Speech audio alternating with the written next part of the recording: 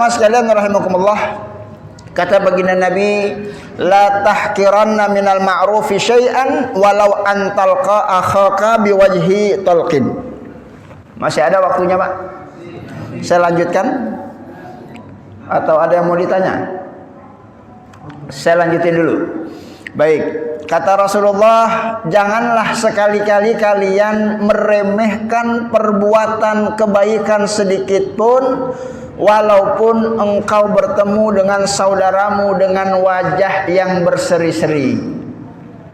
Ya, jadi sunnah kita kalau ketemu saudara seiman, Masya Allah, senyum kita, Pak. Sunnah, senyum kita itu dapat pahalanya, senyum.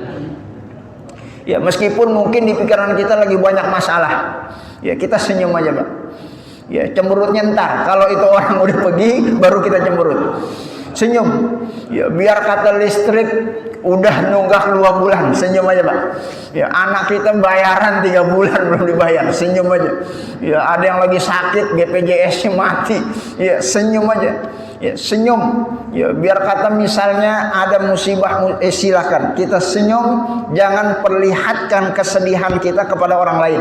Khawatir orang yang kita berikan cemberut itu dia menjadi sedih. Kita tidak ingin, biar kesedihan itu biar kita yang merasakan, biar saudara kita hanya merasakan ya keceriaan, kesenangan. Dan begitulah Rasulullah mengajarkan kepada kita berinteraksi sosial kepada saudara kita seiman.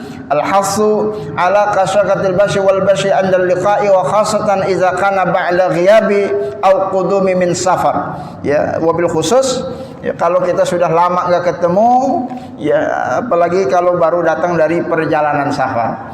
Ya kan orang kalau baru datang dari perjalanan safar capek, Pak, ya. Pasti lelah, pasti letih. Ya, jangan kita aduh capek nih. Ya, senyum itu yang dilakukan oleh Rasulullah sallallahu alaihi wasallam.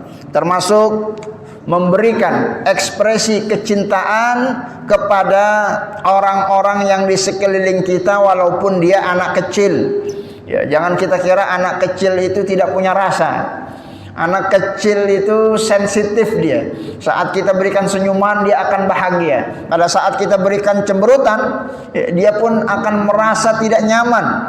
Ya, bahkan Rasulullah mengekspresikan itu dengan salah satu yang beliau lakukan, mencium. Ya, ini salah satu anak-anak kecil yang dicium sama Rasulullah, Al-Hasan bin Ali. Hasan anaknya Ali bin Abi Thalib, yang juga merupakan cucunya Rasulullah sallallahu alaihi wasallam. Kita tahu Nabi Muhammad punya anak namanya Fatimah, dinikahi oleh Sayyidina Ali bin Abi Thalib. Punya anak, salah satunya adalah Hasan.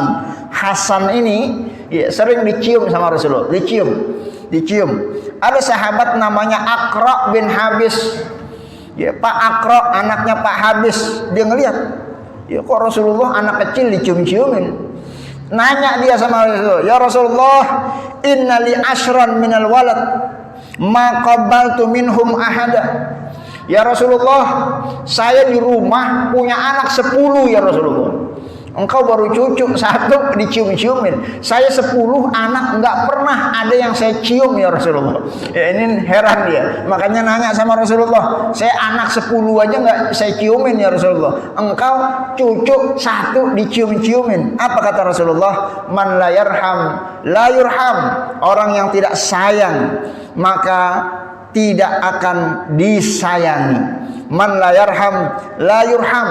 Kalau kita sayang kepada anak kecil, kepada orang-orang yang ada di dunia, orang-orang yang ada di sekeliling kita, insya Allah kita akan disayangi oleh makhluk Allah yang ada di atas langit dengan izin Allah subhanahu wa ta'ala. Oleh karena itu maka bagi bapak yang punya anak, yang punya cucu, silahkan cium mereka. Insya Allah cium kita ekspresi kasih sayang yang akan membekas sampai dengan mereka dewasa, insya Allah. Ya, bapak tentu punya pengalaman. Masih ingat nggak dulu kakek kita yang ciumin kita waktu masih kecil? Masih ingat, Pak, ya?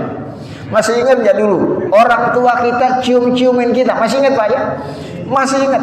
Ya, makanya bapak punya anak dicium, insya Allah mereka nanti akan ingat.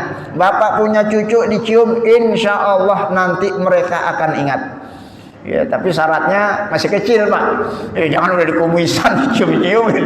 Ya, anak heran, ngapain sih bapak cium-ciumin tua juga. Ya, ini pendidikan yang diberikan oleh Rasulullah sallallahu alaihi wasallam, istihbab takbilil atfal. Sunnah mencium atfal, anak kecil yang belum akil balik, yang belum remaja, yang belum dewasa, talattufan bihim, sebagai bentuk memberikan kasih sayang kepada mereka.